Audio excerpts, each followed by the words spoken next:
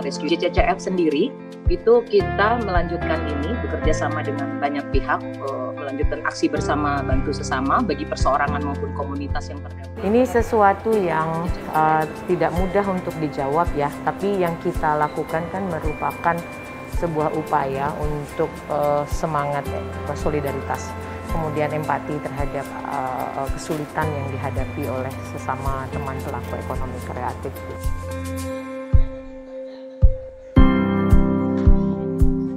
Kalau dibilang sangat memprihatinkan, ya emang benar sangat memprihatinkan, karena bukan cuma di sanggar kita doang, di sanggar lain pun juga begitu.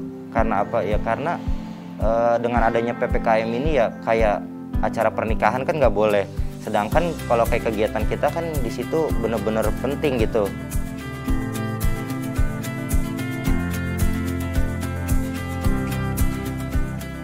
Mungkin yang diutamakan adalah komunikasi.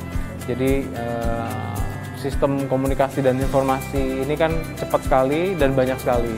Bagaimana caranya efisiensi kita mengolah informasi dan data-data tersebut untuk kita dapat bergerak dengan tepat dan cepat gitu kan.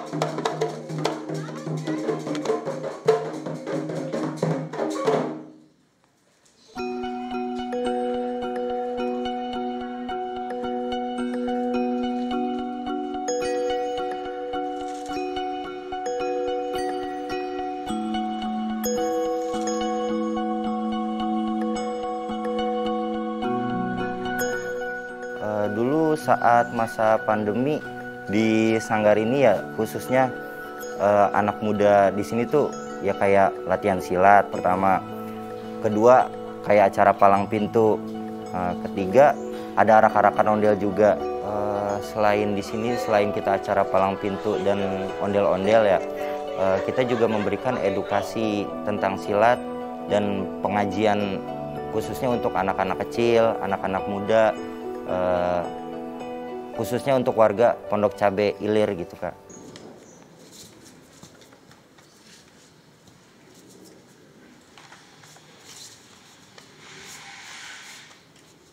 Kalau bagi saya sih sangat berpengaruh gitu ya kayak dengan adanya PPKM ini, khususnya bagi kita gitu, saya dan teman-teman di sanggar ini yang saya rasain soalnya dulu sebelum PPKM ya tadi kita ada acara. Terus setelah adanya PPKM tuh kayak anak-anak di sini kayak nggak ada kegiatan. Apalagi padahal kan silat ini ya olahraga juga ya kan. Tapi kenapa harus dibatasin untuk waktunya gitu. Deputi 2 sama Deputi 6 berarti pembahasannya? Tadi itu apa namanya workshop dan pendampingan yang kayak dikerjain di Karangasem. Untuk teman-teman komunitas gitu, nentuin purpose dan segala macam, step-stepnya kayak gimana.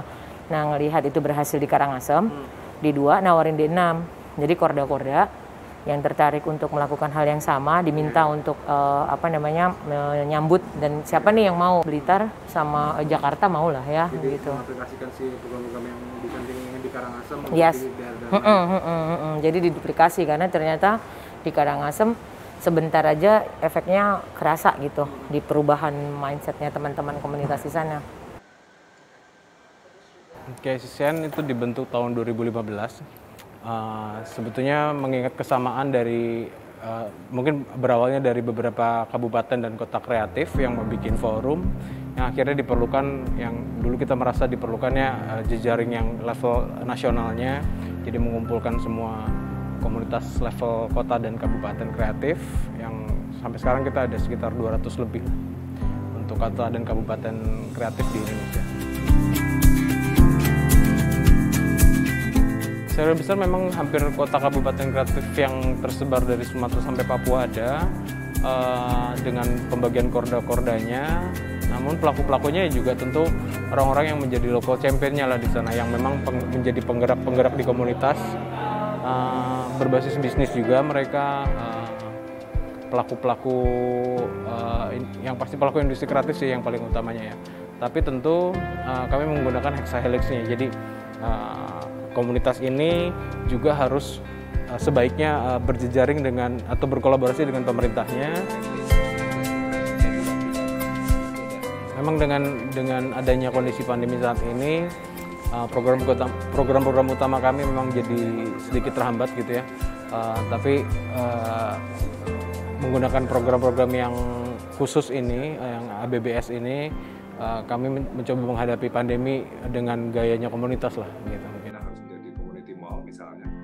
Memang dedikasikan untuk COVID-19 gitu. Dari awal 2020, dari awal pandemi, kami sudah langsung pertemuan dengan berbagai daerah gitu ya, dengan pengurus utama untuk menentukan ya beberapa program dukungan yang baik itu secara cepat, yang dari rescue sampai yang untuk kita pasca pandeminya gitu. Jadi untuk nanti tokonya, bagaimana sih mengelola bisnis setelah pandemi misalnya, supaya komunitas tetap bertahan gitu kan.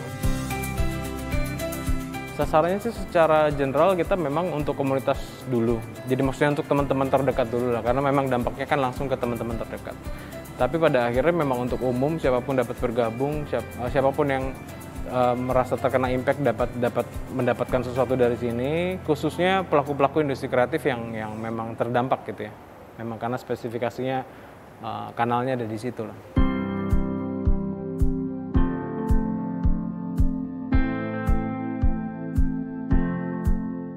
Pada akhirnya si program-program ABBS ini tujuannya adalah untuk kita dapat menghadapi pandemi ini dan beradaptasi dengan keadaan yang sekarang, tapi kita juga tetap dapat bergerak bersama-sama bersama komunitas gitu. Salah satu goalsnya juga tadi itu gitu ya, untuk kota-kota ini dapat kuat dengan potensi utamanya gitu. Ya memang saat ini kita mundur satu langkah untuk maju dua langkah lah, semoga gitu kan ya. Dengan teman-teman di komunitas, jadi tujuan utamanya memang kita bertahan dulu, mungkin ada yang pivot juga, yang tadinya banyak bicara hidup dari jasa dan mungkin jadi tertahan di 1,5 tahun ini.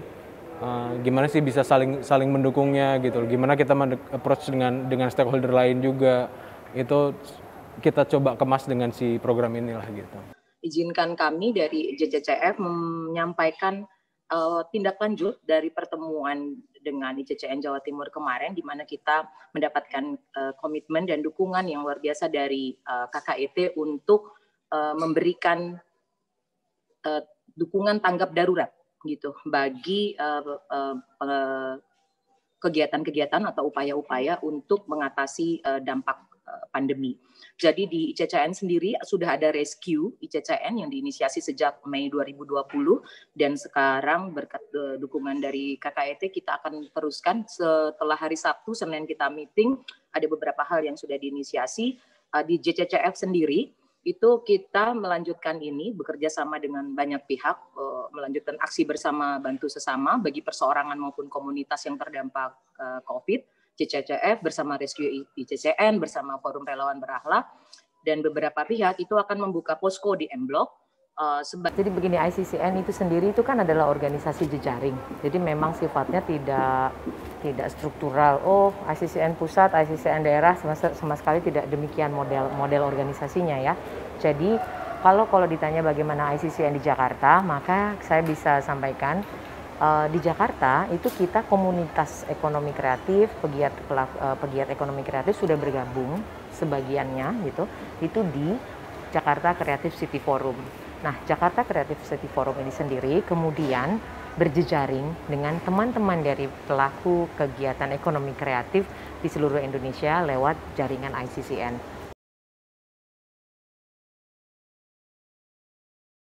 Kita kan bergerak berdasarkan kebutuhan yang kita tangkap di lapangan ya.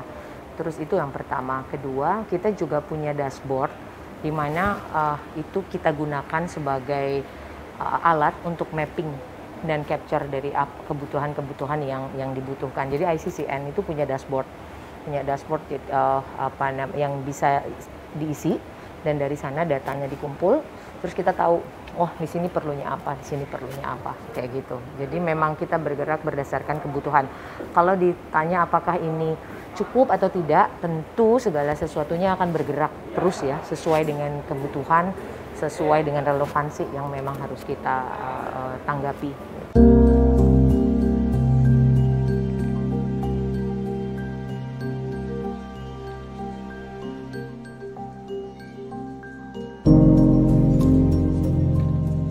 Kalau kita sih Kak di sini dengan adanya kayak gini ya, cara untuk bertahan anak-anak di sini ya paling ya kita ngelakuin aktivitas sehari-harinya itu ya buat silat aja udah. Cuman kalau untuk acaranya emang nggak ada. Ya paling itu aja sih Kak, nyari kesibukan yang bermanfaat aja di sanggar gitu. Yuk siap. Pukul. Pukul. Nah ini belakang. Nah. Di sini nih kuda-kudanya nih. Nih. Nah, tangannya pukul, sono, badannya lurusin. Nah, ini tangannya siap nih, ini. Kalau dari kita di sini di sanggar kita buat anak-anak, walaupun kayak PPKM gini ya Kak, kita tetap semangatnya apa? Karena kita bukan cuma kita latihan silat terus lu pulang, enggak. Karena kita di sini lu latihan silat tuh lu bawa nama budaya Betawi gitu Kak, karena kita nggak mau nih budaya Betawi ini tuh sampai hilang dimakan zaman gitu sih. Assalamualaikum. Donasi dari Jejaring dan ICCN, kita dalam PPKM era sekarang tetap harus jaga 4M lah, ada masker dan buku juga. Jadi ini saya serahkan kepada teman-teman Sanggar Babai ya. Terima kasih. Jangan lupa pakai maskernya ya. Awalnya karena kita bertemu dari teman-teman komunitas, terutama komunitas Jejaring komunitas dari ICCN, sangat peduli terhadap sanggar dan para pelaku seni, sudah banyak memberi bantuan. Kalau gitu bantuannya ya seperti sayur, terus memberikan alat kesenian juga.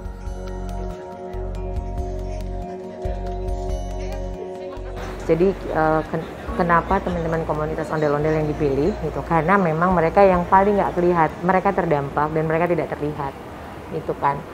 Kalau kita bicara misalnya orang-orang yang terdampak gitu, terpinggirkan, terdampak oleh COVID dan biasanya terlihat kasat mata, entah itu buruh bangunan, entah itu apa namanya ojek online misalnya gitu kan kelihatan. Sementara teman-teman pekerja seni pinggiran yang nggak punya panggung ini kan nggak kelihatan. Itu yang menjadi dasar pemikiran kenapa mereka yang kemudian kita dipilih dalam tanda petik ya untuk kemudian ditemani gitu.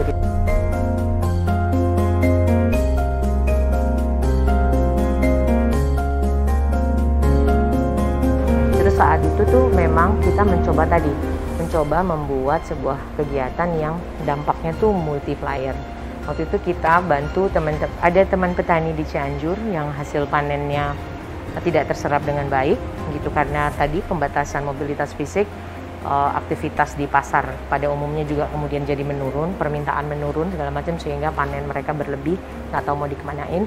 Sementara di satu sisi ada teman yang terdampak yang punya keterbatasan untuk bisa memenuhi kebutuhan mereka. Nah, di situasi dua pihak yang terdampak ini rescue hadir gitu. Jadi mengambil produk-produk hasil panen dari teman-teman petani di Cianjur, kemudian untuk disampaikan dan diteruskan kepada teman-teman di komunitas ondel-ondel.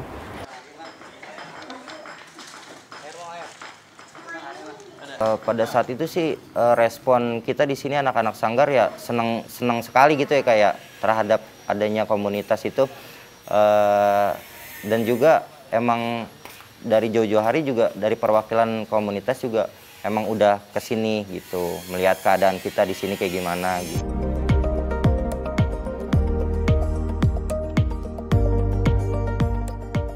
Makanya memang yang rescue ini kan formatnya quick response gitu ya. Tapi setelahnya kita yang saya bilang tadi misalnya mengelola informasi dan komunikasi itu begitu kita tahu problemnya apa dari setiap daerah, kita sudah punya si program-program lain untuk saling mengisi itu gitu. Tentunya memang dalam keterbatasan ini ya, dalam keterbatasan kondisi gitu. Ya, ICCN atau Jejaring Kota Kreatif Indonesia membuat program Aksi Bersama Bantu Sesama. Nah, mereka berjejaring dengan banyak daerah termasuk di Kota Tangerang Selatan. Untuk jejaring kota di Tangerang Selatan, kami membuat program pembagian bibit 1000 bibit kelor. Nah, hal ini semata-mata karena di pandemi di era hari ini, bagaimana kita tahu multivitamin agak sulit dicari, terus hal-hal yang terkait dengan gizi atau kesehatan masyarakat. Oleh sebab itu, bibit kelor itu adalah simbol bagaimana kita membersamai masyarakat dari sisi kesehatan, juga bagaimana banyak manfaat dari bibit ini agar bisa menjadi multivitamin alternatif.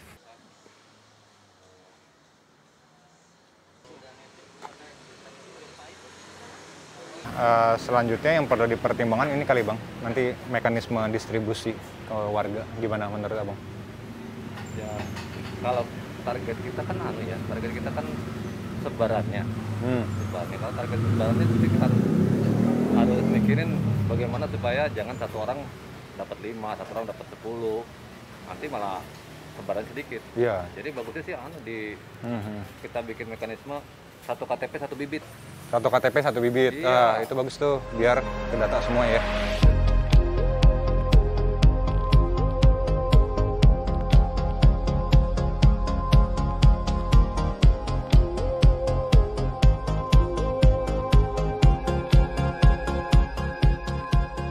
Tentu saja, karena kalau kita merujuk pada 10 prinsip dasar kota kreatif, tentu apa-apa yang kita lakukan itu kan merupakan proyeksi, merupakan refleksi, ya, merupakan manifestasi dari 10 pokok 10 kota kreatif, prinsip kota kreatif itu. Kota yang menghargai hak asasi manusia, kota yang menghargai keberagaman, kota yang menghargai anak dan perempuan. Semua yang dilakukan ini kan tujuannya kemudian untuk melakukan penguatan di sektor itu gitu. Jadi saya kira apapun yang dilakukan, entah itu program ABBS dengan segala macam turunannya, itu merupakan manifestasi dari tujuan ICCN lewat 10 prinsip kota kreatif itu.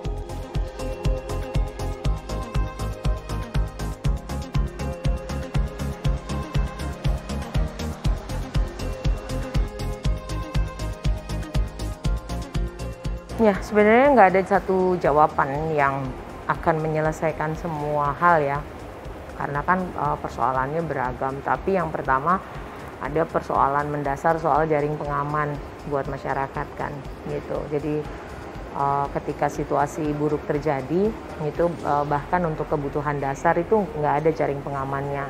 Kenapa sampai demikian? Juga karena basis data soal itu juga kita nggak ada gitu. Jadi menurut saya persoalan terbesarnya di situ sih. Mestinya ada basis data dari berbagai sektor ya, tidak hanya soal siapa pekerja ekonomi kreatif, siapa, tidak hanya berdasarkan klasifikasi itu, tapi memang kan basis data kependudukan kita sama sekali tidak rapi. Sehingga dari sana ya program-program apapun akan sulit untuk bisa dilakukan dengan sebaik-baiknya, termasuk jaring pengaman sosial ini gitu. Saya sih ngelihatnya ke sana ya. Hari ini hari pertama kita melakukan Creative Vaccination. Ini sebuah inisiatif dari M-Block Space untuk kita melakukan vaksinasi berkolaborasi dengan Peruri. Dan targetnya kita selama 3 hari itu akan melakukan vaksinasi 1.500 gitu. Dan mudah-mudahan ini menjadi niat baik kita ya untuk supaya kita tetap bisa bergerak, kita bisa tetap kreatif, dan akhirnya kita bersama stakeholder bisa bersama-sama secara gradually prokes yang benar itu kita bisa memulihkan ekonomi gitu. Kebetulan saya bagian dari ICCN juga, saya ketua Jakarta Creative City Forum. Dan kita sedang berkoordinasi untuk melakukan kegiatan bersama, berkolaborasi Jadi intinya adalah kita berjejaring, bagaimana kita secara inisiatif membuatkan kegiatan-kegiatan yang bisa menstimulus perbaikan ya. Dan ini kita sedang berkoordinasi untuk bikin kegiatan-kegiatan yang sifatnya sosial ya, kegiatan-kegiatan yang sifatnya darurat gitu, yang memang keadaan sekarang harus dipecahkan secara bersama dan kita bergandeng bersama memecahkan masalah ini gitu. Mungkin dari dulu sebetulnya banyak sekali teman-teman yang tanpa adanya pandemi pun rutin sekali memang melakukan kegiatan-kegiatan yang formatnya sosial karena basisnya komunitas gitu kan ya. Jadi bahkan ada komunitas-komunitas kecil yang di dalam kota atau kabupaten kreatifnya itu memang spesifik di formatnya sosial. Tentunya supaya program-program ini dapat menguatkan kepercayaan diri dari teman-teman yang terdampak. Program ini dapat membantu lebih banyak lagi teman-teman dan lebih banyak dukungan juga, lebih banyak kolaborasi. Yang pasti kita harus survive dari semua ini dengan justru dalam kondisi yang jauh lebih positif dan jauh lebih baik lah gitu.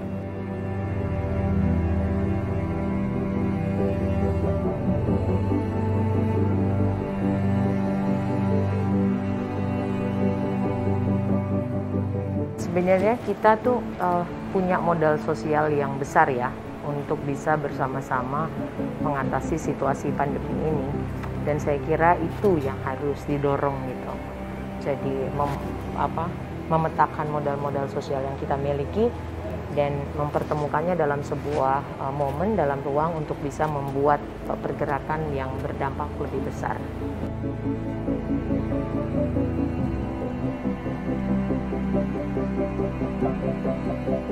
Untuk teman-teman jejaring komunitas ICCN, saya dan teman-teman Sanggar khususnya sangat berterima kasih banyak karena sudah peduli terhadap Sanggar Seni Rumah Baba. Kedua,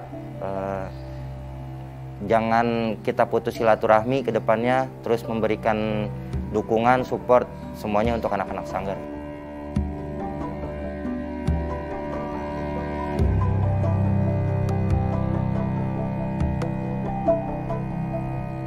Semoga terus kuat, semoga kita semua dapat bertahan di kondisi yang yang kurang baik ini.